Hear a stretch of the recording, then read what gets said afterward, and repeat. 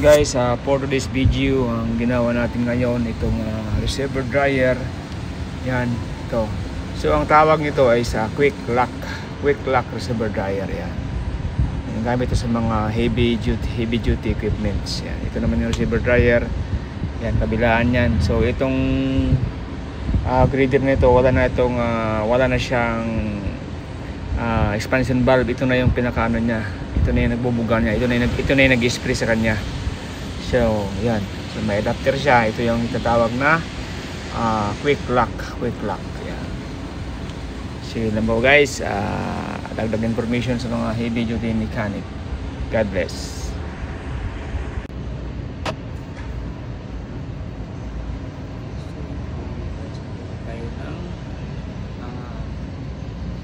Receiver dryer ng grinder.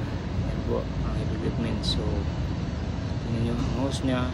Yung itim naman yung nakita nyo yan. Yan po ang tawag na po niyan is accumulator. So yan po ang lower hose nya. Galing po yan sa condenser. Yan po sa condenser. Galing sa compressor. Papasok sa condenser.